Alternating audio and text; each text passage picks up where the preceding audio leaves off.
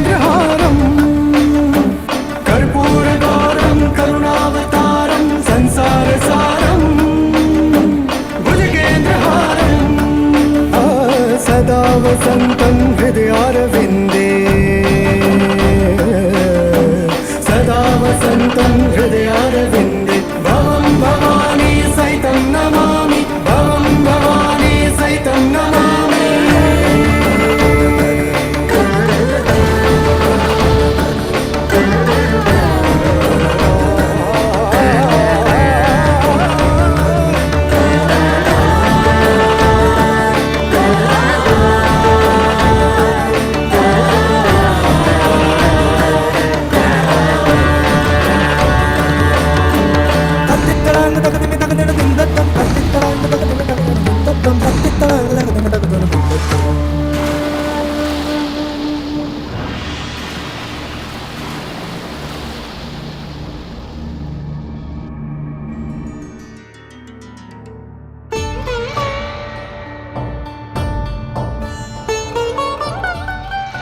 हमें अगर कुछ भी चाहिए तो हम आपसे मांगते हैं। हम आपके जीवन की रक्षा के लिए प्रार्थना करना चाहते हैं, तो क्या वो प्रार्थना हम आपसे ही करें? करनी तो पड़ेगी ही। आपसे बड़ा और कौन है? इसलिए मैं प्रार्थना करती हूँ कि मेरे पिताजी के लाश जल्दी लौटा और उनको मुझसे कोई हानि ना पहुंचे। मुझे और कुछ भी नहीं चाहिए, ना नए खिलौने, ना वस्त्र और ना नए आभूषण। पर आपके लाश पर वो जल्दी लौट आइए, चक्र के लाश आ जाइए, आ जाइए।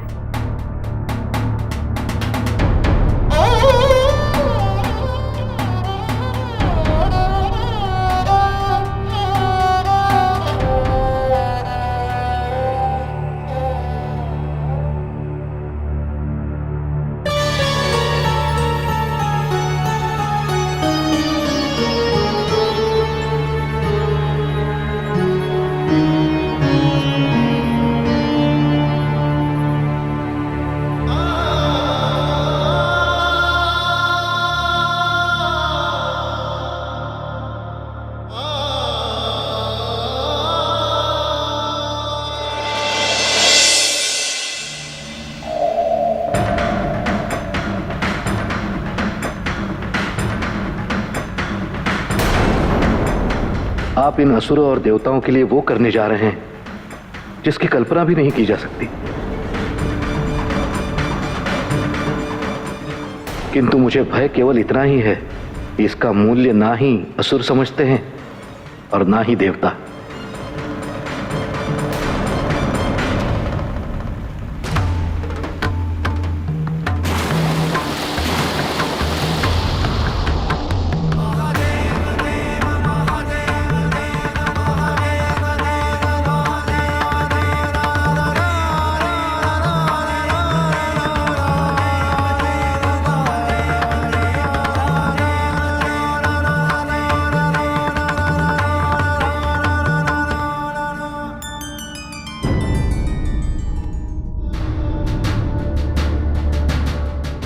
देवी,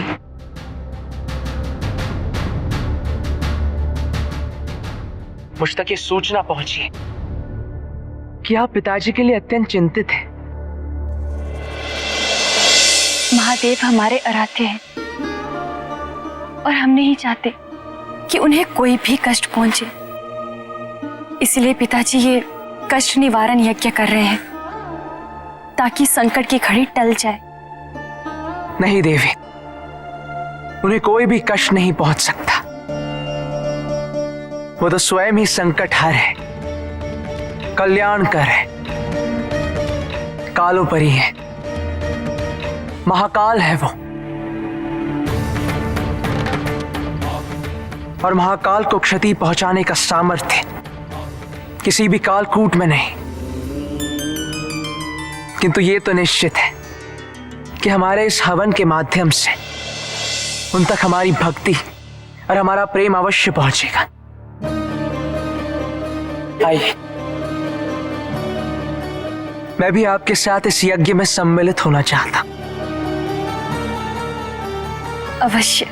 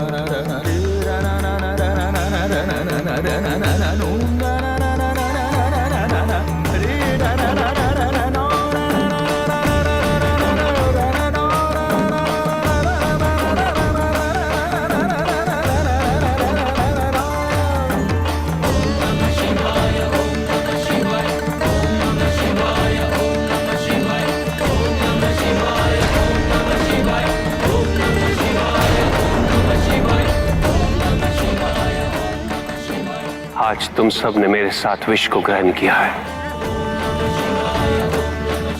अर्थात संसार के कल्याण में अपना अपना योगदान दिया है। मैं तुम्हें आशीर्वाद देता हूं। आज से तुम्हारी पूजा मेरी पूजा होगी।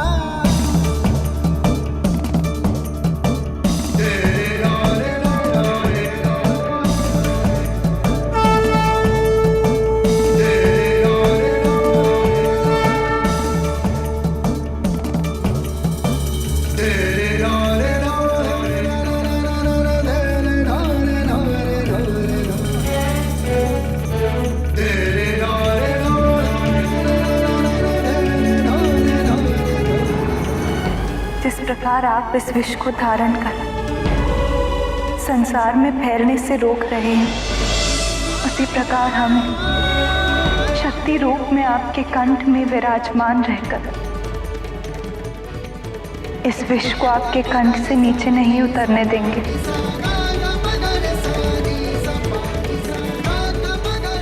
हम जानते हैं कि आपके हृदय में नारायण वास करते हैं।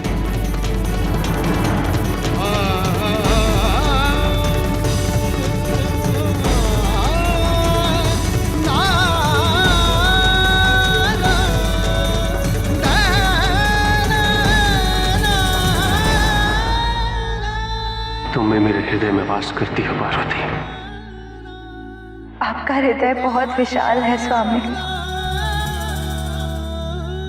इसमें तो समस्त संसार वास कर सकता है।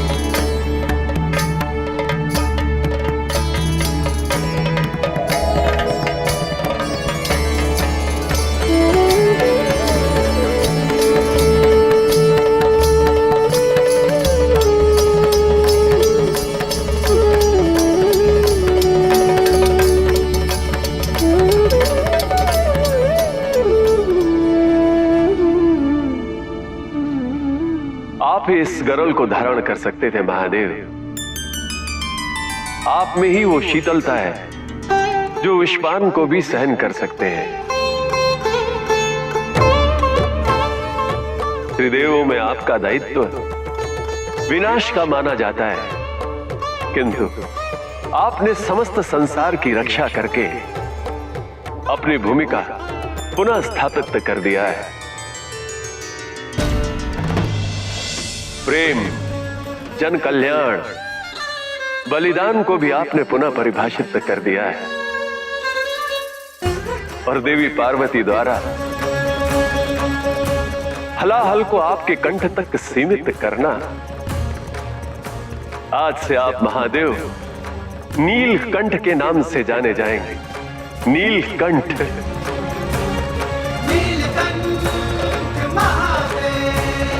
देवी पार्वती ने भी एक पत्नी होने की भूमिका को पुनः परिभाषित किया है। अपने स्वामी को विष पीता देख एक पत्नी के मन की वेदना को समझना हमारे लिए कठिन नहीं, किंतु जगत के प्रति अपने स्वामी के दायित्व को देख उसे समझना, उसका सम्मान करना और इतनी कुशलता से एक पत्नी धर्म निभाना, ये तो केवल आप ही कर सकती थी।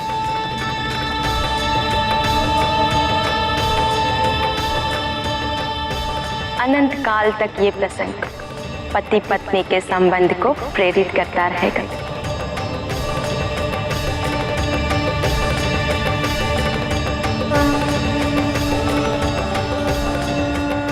मंथन में से निकलने वाले बहुमूल्य रत्नों में हलाहल भी सम्मिलित होगा, क्योंकि जो ये हमें दे गया है वो अमूल्य है। ये गरल ऐसा क्या दे गया प्रभु?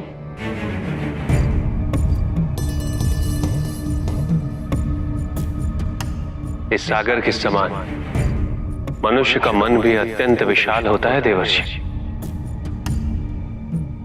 अनंत है। इसमें हर प्रकार की भावनाएं सम्मिलित होती हैं, अच्छी भी बुरी भी। अनियंत्रित स्वतंत्रता, मन को एकाग्र करने की प्रक्रिया भी मंथन के समान है।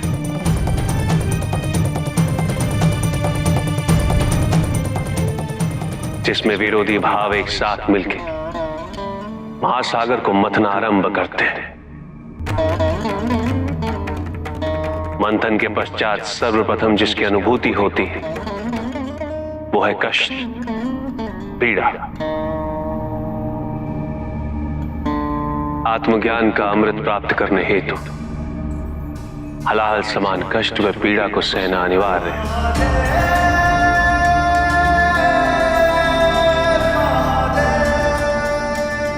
जो मनुष्य इसे स्वीकार्य नहीं करेगा वो आध्यात्मिक पद तक नहीं पहुंच सकता।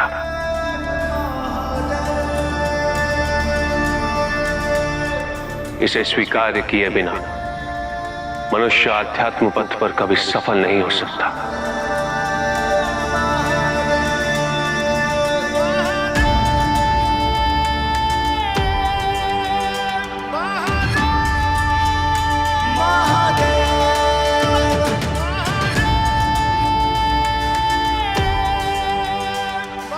मंथन पुनः आरंभ किया जाए।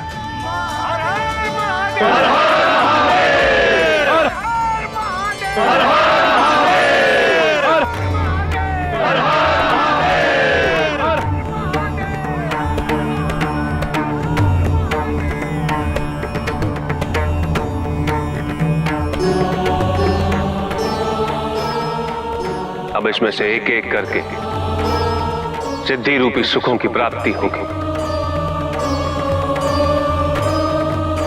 और अंत में प्राप्त होगा अमृत अर्थात आत्मबोध।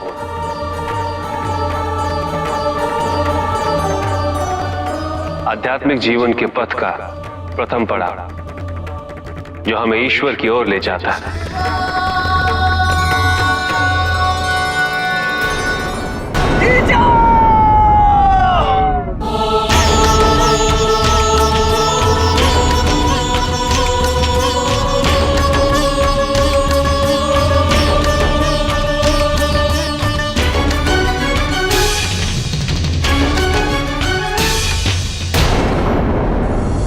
किंतु ये कैसे सुनिश्चित करूं कि जितना विष निकलना था वो निकल चुका है? कहीं पुनः कालकूट ही निकला तो?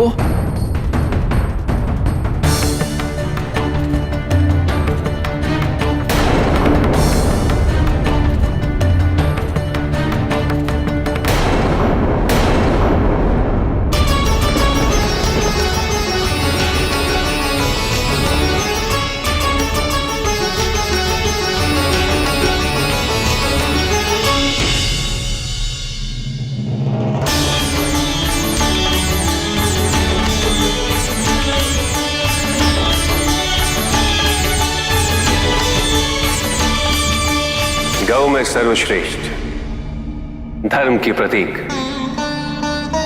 जिसमें सभी देवी देवताओं का वास है और इसीलिए पवित्र है। गौओं की जननी, इनके दर्शन प्राप्त कर लेने से पीड़ा और कष्ट दूर हो जाते हैं। ये सबका पोषण करती हैं, सबकी इच्छाएं पूरी करती हैं। गौ माता कामधेनु।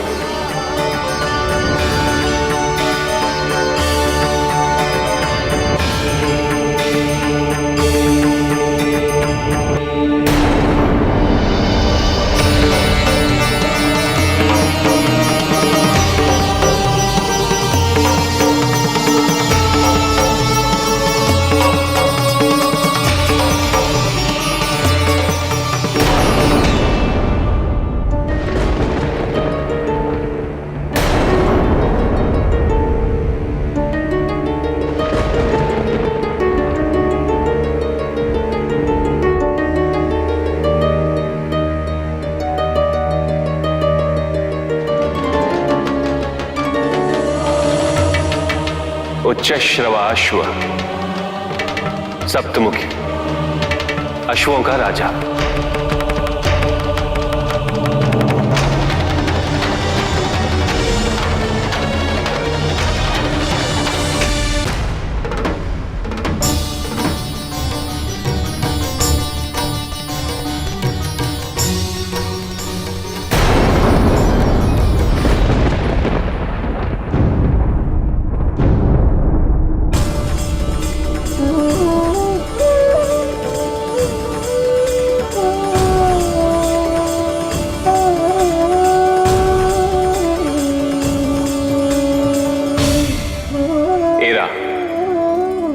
अर्थात जल से पुनः प्राप्त होने वाला हाथी।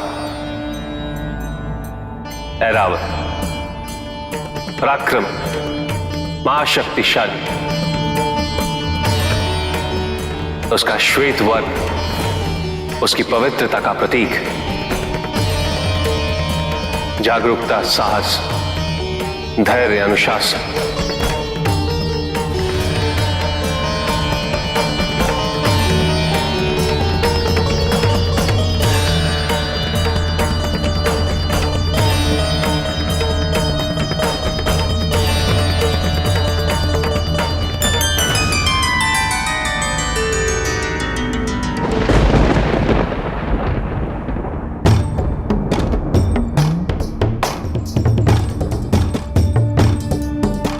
कौस्तुभ पद्मराग मणि, सबसे मूल्यवान मणि, चेतना की पवित्रता और ऐश्वर्य की विराटता का प्रतीक।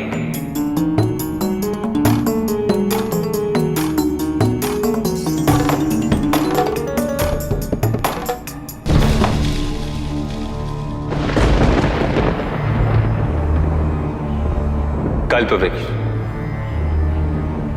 जो सभी पावन इच्छाओं की पूर्ति करता है।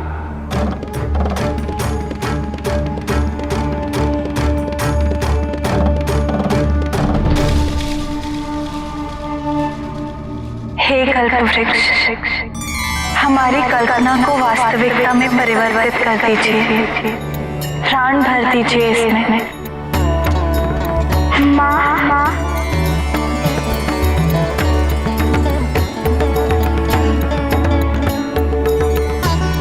इसी कल्पवृक्ष की शरण में हमें हमारी पुत्री अशोक सुंदरी प्राप्त हुई थी।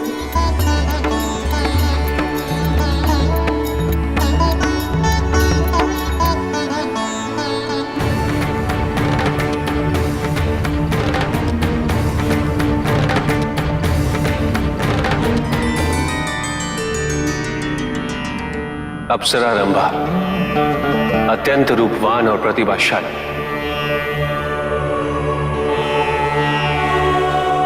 नृत्य और सम्मोहन की कला जो इनके पास है वो किसी के पास नहीं।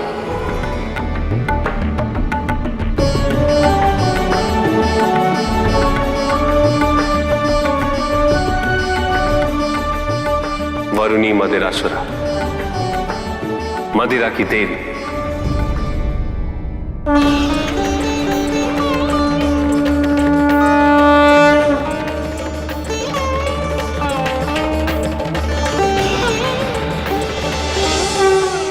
पंचजनेशम, इसकी गूंज नकारात्मकता को दूर करती।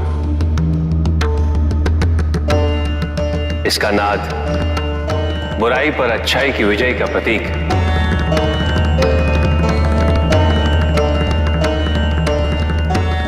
जब जब अधर्म धर्म पर अपना वर्चस्व स्थापित करने हेतु प्रयास करेगा, तब तब इस शंख की गूंज उसके विनाश की उद्घोषणा करेगी।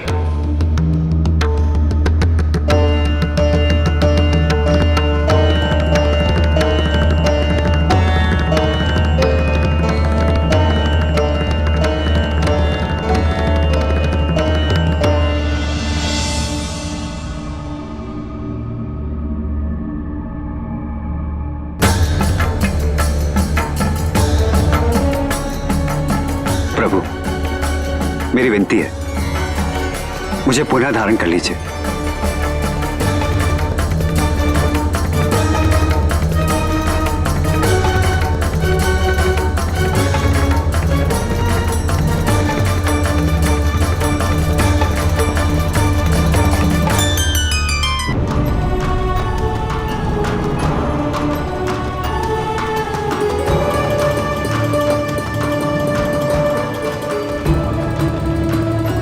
सारंग हरिधनु, जब भी शक्तियां नियंत्रित होंगी तो ये नारायण के हाथों अपनी भूमिका निभाएगा।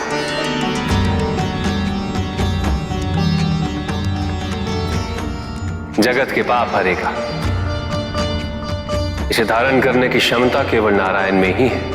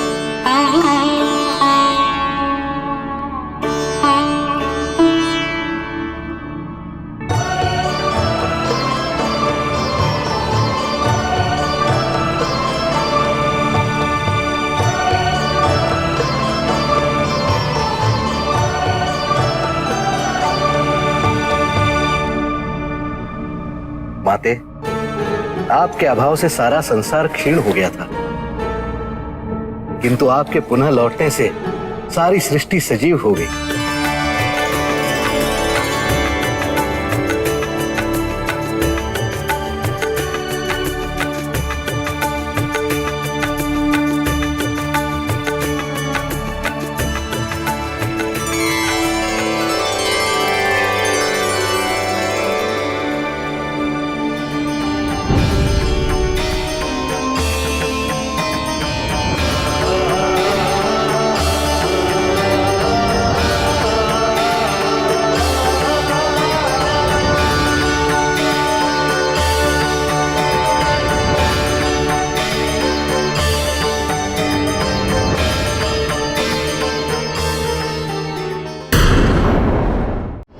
अमृत कुंभ धारण किए हुए धन्वंतरी,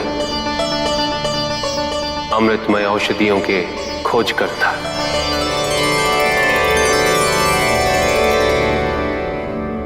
वैद्यों में सर्वश्रेष्ठ। प्रभु, संसार को निरोगी रखने में अपना पूर्ण योगदान देना ही मेरे जीवन का एकमात्र उद्देश्य है।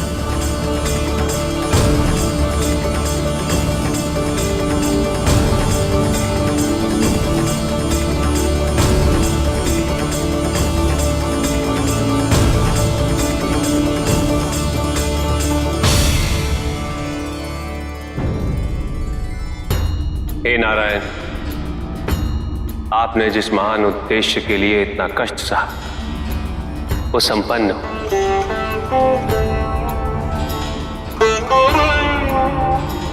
अमृत प्राप्त हो चुका है। देवी लक्ष्मी भी प्रकट हुई। मैं आपसे निवेदन करता हूं कि आप अपने कुर्मा अवतार को त्याग दें और अपने वास्तविक रूप में प्रकट हो।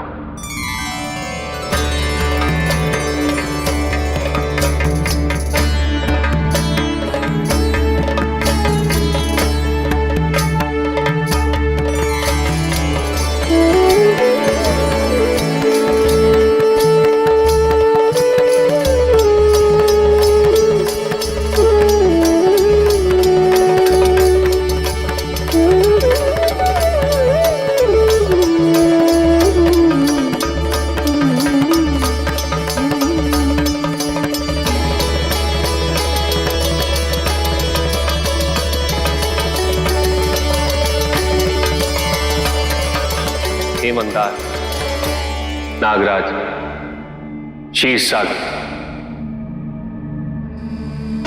आप तीनों के सहयोग के बिना इस महान उद्देश्य की पूर्ति असंभव है।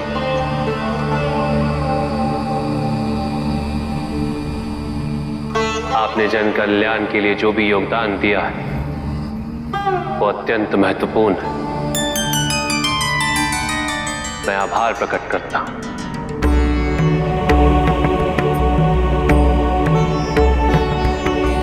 आप तीनों की भूमिका अनंत काल तक स्मरण रहेगी।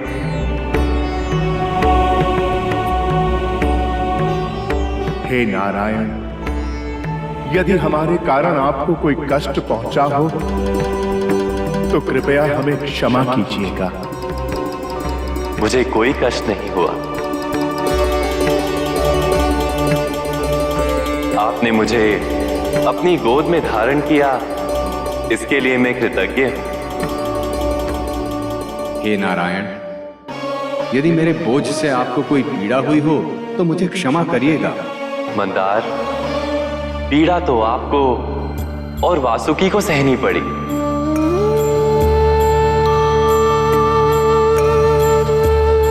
यदि आप दोनों नहीं होते तो ये मंथन कैसे होता?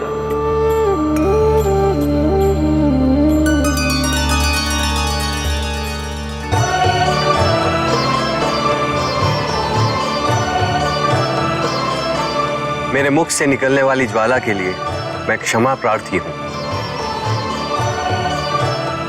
किंतु मैं विवश था। नहीं नागराज, महादेव ने जिस महान उद्देश्य के लिए हम सबको यहाँ एकत्रित किया था उसके लिए कोई कष्ट बड़ा नहीं है। इस समय हमें किसी प्रकार की पीड़ा की अनुभूति नहीं है। हमें तो प्रसन्नता है कि महादेव द्वारा निर्धारित लक्ष्य को प्राप्त करने में हम सब सफल हुए।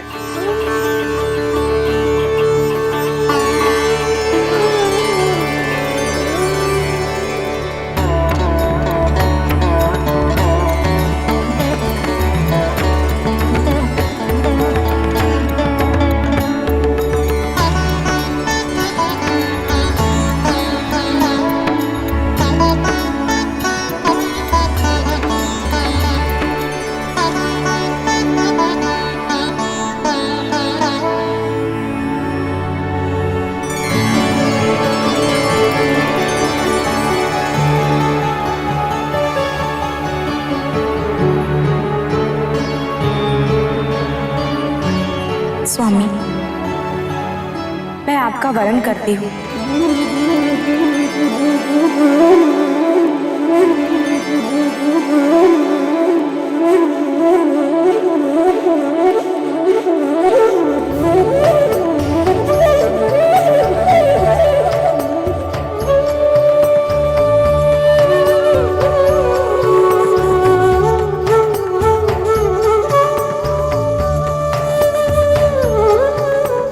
देवताओं, सभी असुरों और जीव जंतुओं की ओर से आप दोनों को पुनर्मिलाप की बधाई। हम आप दोनों के लिए मंगल कामना करते हैं।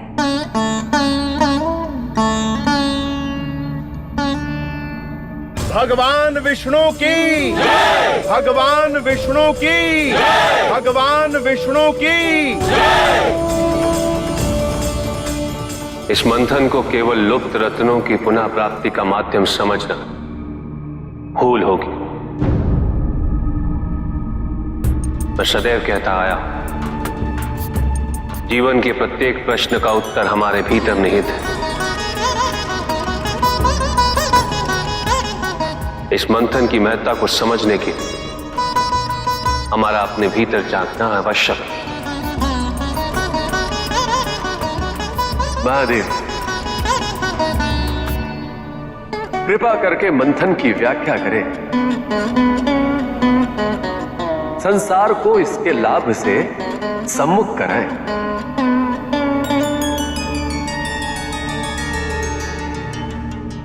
मंथन वो प्रक्रिया है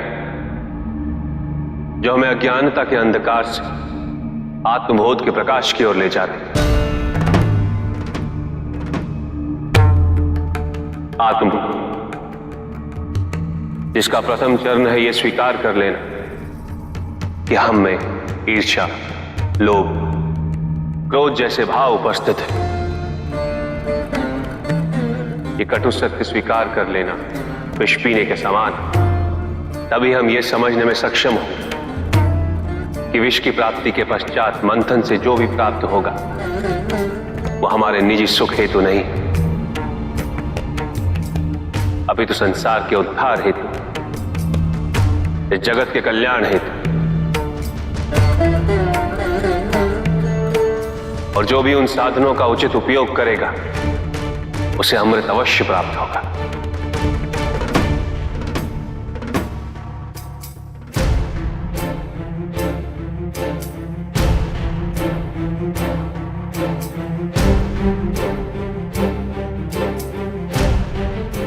किंतु सामाजिक दृष्टिकोण से इस मंथन का एक महत्व और भी है। जब जब समाज किसी विपरीत स्थिति में उलझेगा तब तब समाज के विभिन्न पक्षों को एकजुट होकर सहयोग से उसका मंथन करना पड़ेगा। तभी इस मंथन से समाज के अभाव को दूर करने वाले रत्नों की प्राप्ति होगी।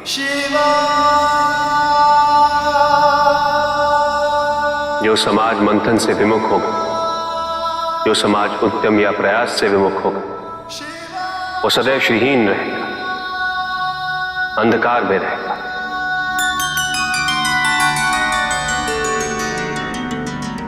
महादेव, इस मंथन में आपकी भूमिका मानव जाति के मूल ज्ञान का आधार बनेगी। आध्यात्मिक जीवन में उन्नति के इच्छुक मनुष्य जब भी आपका ये कथन स्मरण करेंगे उन्हें कठिनाइयों से जूझने का उपाय सूझ जाएगा। महादेव, देव देव महादेव शिवा, महादेव, देव महादेव, आपके सभी गुणों का उल्लेख कर पाना संभव नहीं, किंतु आपकी वीरता, तत्परता, भोलापन, सहजता व अनुकंपा सभी मनुष्यों के उच्च जीवन का उदाहरण बनके उन्हें प्रेरित करती रहेंगी। हे नारायण, मेरा जो कर्तव्य था वो मैंने निभा लिया। अब यहां से इस प्रक्रिया को आप संभालें। आप इस संसार के संरक्षक हैं और आपके सिवाय ये अधिकार किसी का भी नहीं।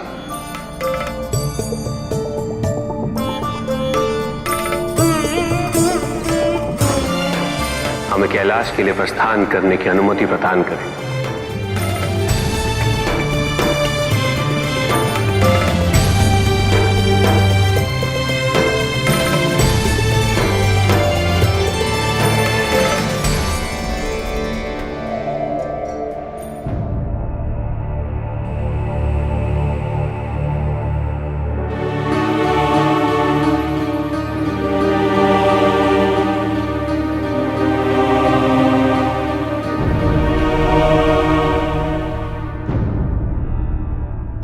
मंथन में इतनी तरंगें नहीं उठी जितनी मंथन के पश्चात असुरों और देवताओं के मध्य उठने वाली है। इस मंथन से निकले रत्नों के वितरण की प्रक्रिया आरंभ करें ब्रह्मदेव। अवश्य नारायण। नारायण आपकी इच्छा अनुसार नहीं, अपितु आवश्यकता अनुसार इन रत्नों को वितरित करेंगे।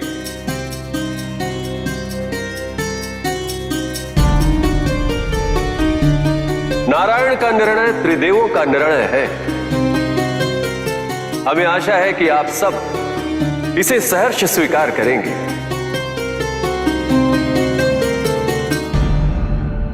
गौ पूजन ऋषियों के जीवन शैली का एक महत्वपूर्ण अंग है।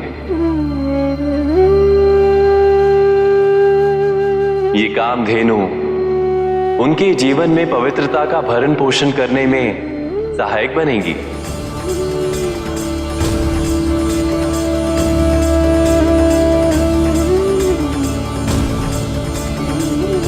अश्वों के राजा पर तो केवल एक राजा ही सवार हो सकता है,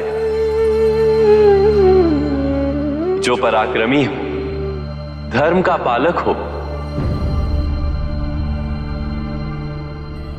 ताकि उच्च श्रवा अश्व उसकी कार्य पूर्ति में उसका सहायक बने।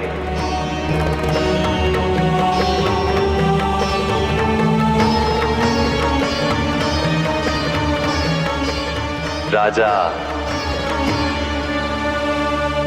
बलि।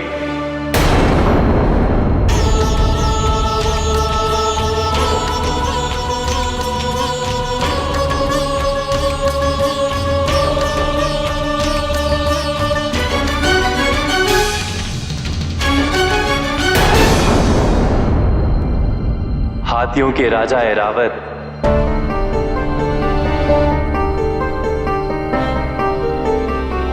इंद्रदेव के वाहन थे। वो अब भी इंद्रदेव के वाहन ही रहेंगे।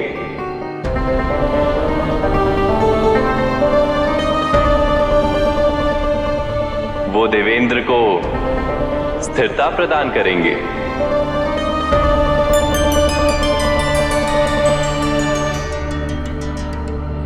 कल्प वृक्ष को पुनः स्वर्ग में स्थापित किया जाएगा।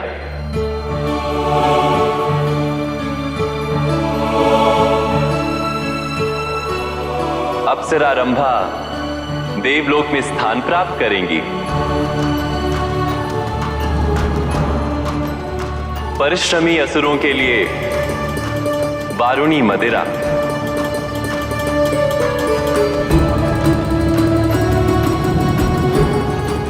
और वैद्यराज धन्वंतरी देवलोक में स्थान प्राप्त करेंगे।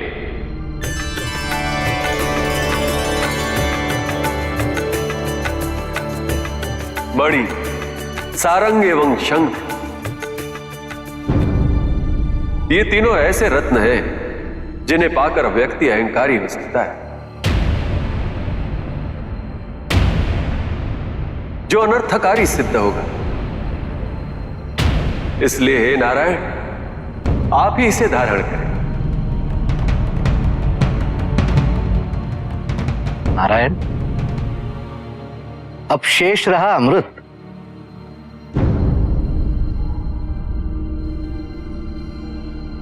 अब देखना यह है कि आप इसके योग्य किसे समझते हैं।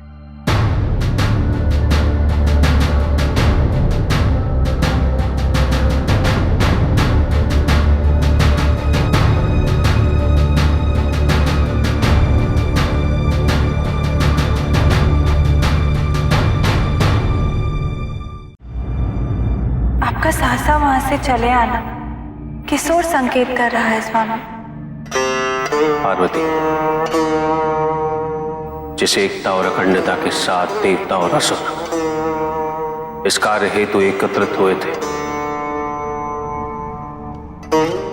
अमृत कुंभ के बाहर निकलते ही उसी एकता और अखंडता के खंडित होने का आभास हो गया था मुझे। दोनों पुनः मैं और मेरा के विषम चक्र में फंसने लगे। देवता अमृत में अपना जन्म सिद्ध अधिकार समझते और असुरों से पक्षपात और भेदभाव का माध्यम अमृत को पाने के लिए दोनों हर संभव प्रयास करेंगे। प्रातत्व पुनः प्रतिस्पर्धा में परिवर्तित हो जाएगा।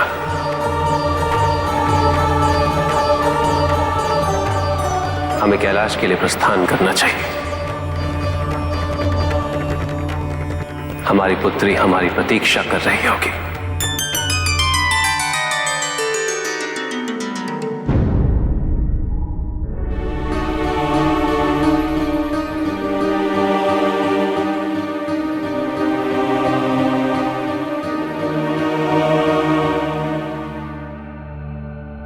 प्रभु,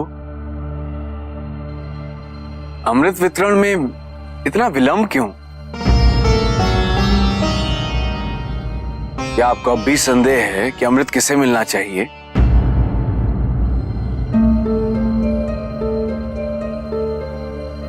देखिए राजन, ये देवराज भगवान विष्णु को भ्रमित कर रहा है।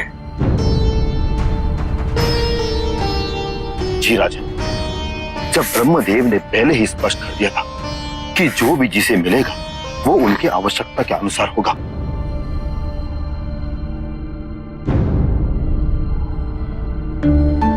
और इस अमृत की असुरों को अधिक आवश्यकता है।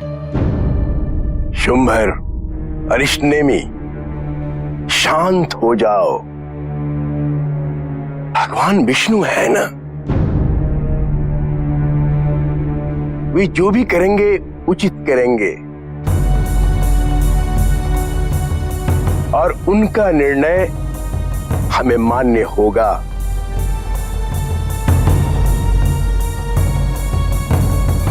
तुम दोनों मेरे प्रिय हो, अब तुम दोनों नहीं समझोगे तो कौन समझेगा?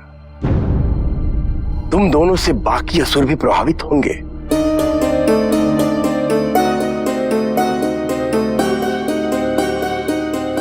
विदेह द्वारा की गई पूरी प्रक्रिया व्यर्थ हो जाएगी।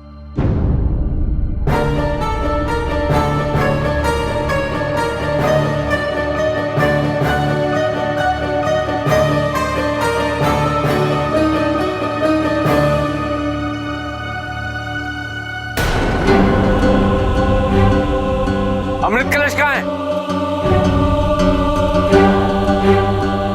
कहाँ है अमृत कलश?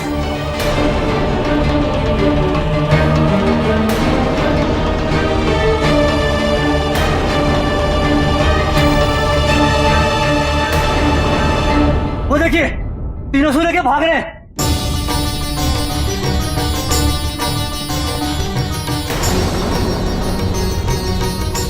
अरे ये रुको, ये मेरा आदेश है। भगवान विष्णु के निर्णय के बिना तुम ऐसा दुस्साहस नहीं कर सकते। अमृत लेकर वापस आओ। महाराज बलि, आपको देवताओं पर विश्वास होगा पर हमें नहीं, क्योंकि हम असुरों के साथ हमेशा छल किया। देवताओं ने छल किया है। हम इसमें आप और समस्त असुर जाति के लोग हमारे प्रति आभारी रहेंगे। जो छल देवता कर रहे हैं, छल तो हम कर रहे हैं।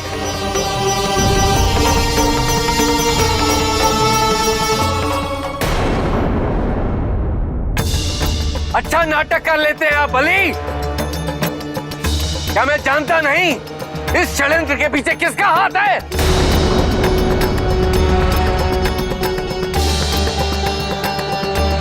और आप लोग मुंह क्या खड़े देख रहे हैं?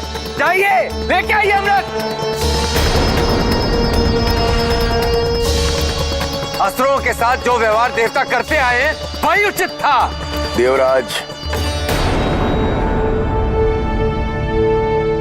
यदि आप भी इतने उत्तेजित हो जाएंगे तब तो परिस्थिति को संभालना कठिन हो जाएगा। आप मुझे चुनौती दे रहे हैं? चुनौती दे रहे हैं आप मुझे?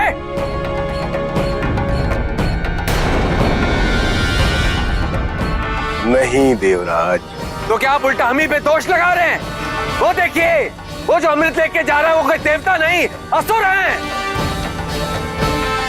और आप स्वयं आए थे देवलोक में अमृत कलश लूटने। देवराज, आपके मिथ्या बोध के कारण। ये मिथ्या बोध नहीं, एक तथ्य है, और इसके साक्षी स्वयं नारायण और ब्रह्मदेव हैं। अधर्म है ये, और आज मैं इस अधर्म का अंत कर दूंगा। आप हमारे राजन का तिरस्कार कर रहे हैं, ये हमसे कदापि सहन नहीं होगा।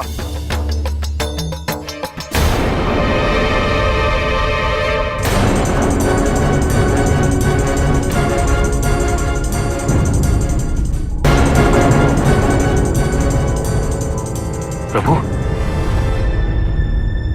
प्रभु मुझे अनुमान तो था, किंतु ये ऐसा पशुवत व्यवहार करेंगे इसकी कल्पना नहीं की थी मैं।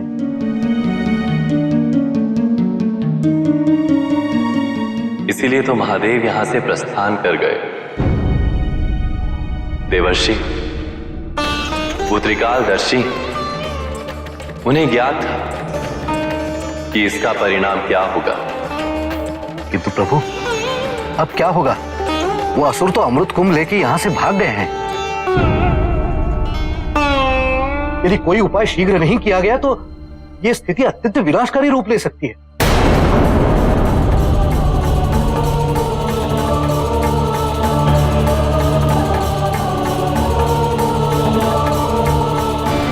मुझे पुनः मोहिनी रूप में अवतरित होना पड़ेगा।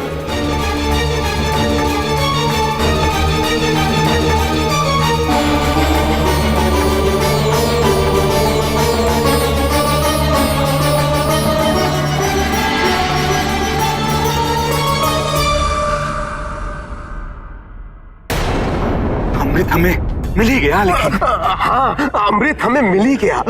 पितामह का सुझाव उचित था, जो सही समय पर हमने ये कुंभ उठा लिया। हमें यहाँ पे देवता लोग ढूंढते आए, इससे पहले कि हम इस अमृत को पी करके अमृत तो प्राप्त कर लें।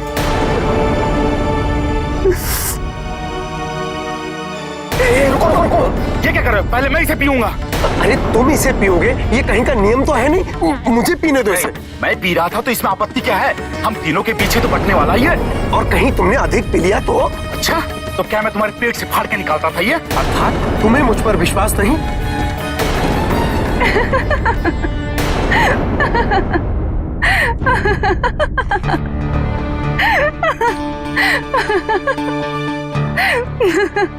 इस वन में किसी स्त्री की हंसी सुनाई पड़ना आश्चर्यजनक। किंतु ये स्त्री है कहाँ?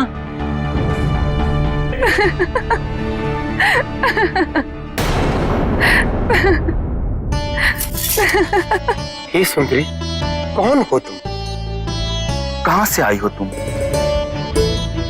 वन सुंदरी, तुम हंस क्यों रही हो?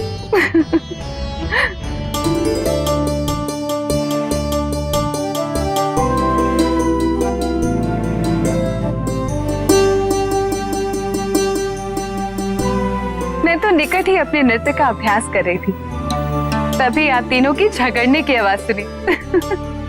ऐसा प्रतीत हो रहा था जैसे तीन नन्हे बालक झगड़ रहे हो।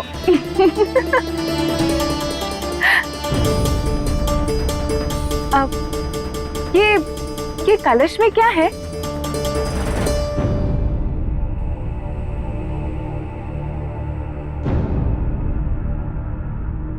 अमृत है इसमें। अमृत? ये तो बहुमूल्य है, किंतु आपके झगड़े में अगर ये नीचे गिर गया तो? आप एक काम कीजिए, इस कलश को आप मुझे दे दीजिए। मैं इस अमृत के 3 बराबर भाग करके आप तीनों को बांट दूंगी। अब देखिए ना, मैं तो आप तीनों को ही नहीं जानती, इसलिए किसी को अधिक और किसी को कम देकर पक्षपात करने का तो प्रश्न ही नहीं उठता, है ना?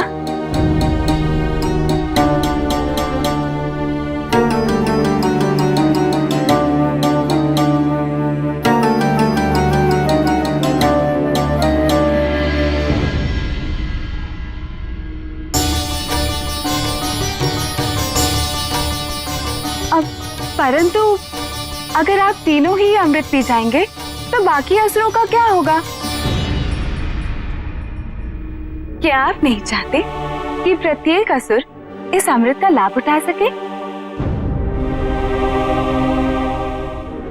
हमारा उद्देश्य तो यही था, किंतु हम वहां गए तो देवता हमसे पुनः इस अमृत को छीन लेंगे।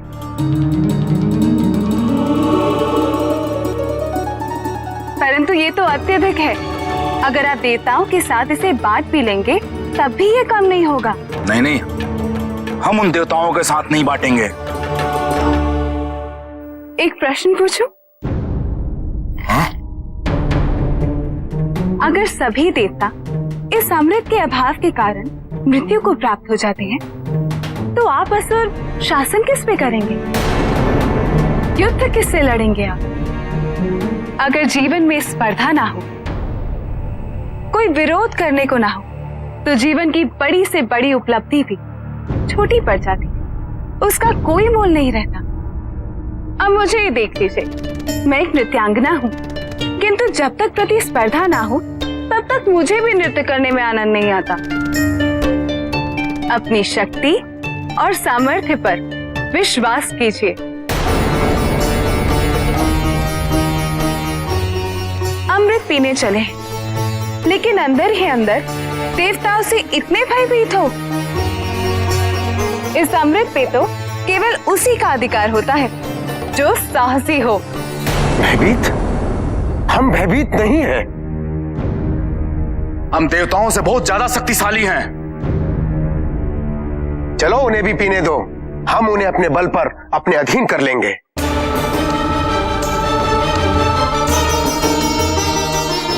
तो चले? पिताजी को मेरी बनाई हुई खीर अच्छी तो लगेगी ना?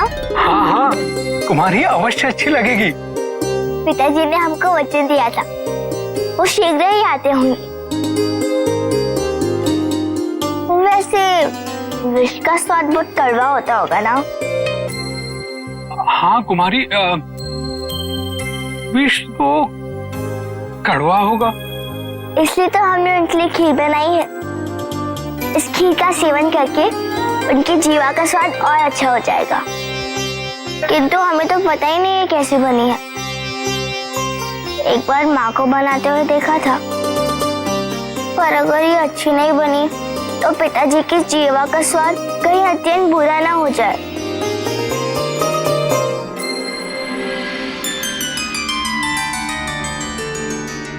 इस खीर का सेवन करके तो इन्हें अमृत की भी आवश्यकता नहीं होगी।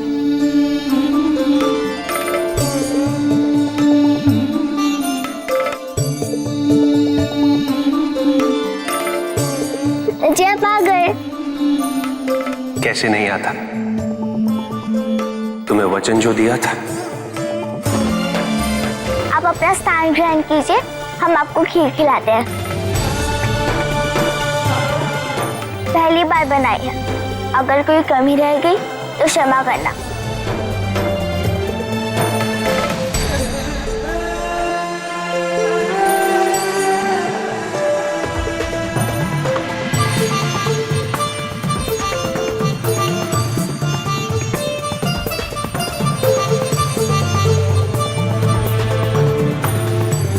उत्तम, अति उत्तम।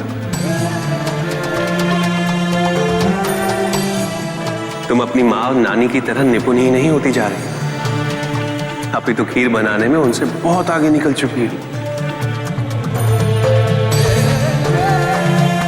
और खिलाओ।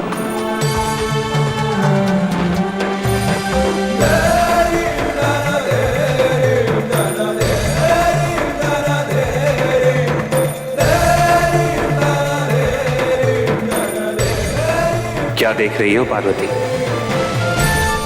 यही कि आप कुछ समय पूर्व जिस सरलता से ये विष ग्रहण कर रहे थे, और अब उसी सरलता से ये खीर। क्योंकि मेरे लिए विष और खीर में कोई अंतर नहीं।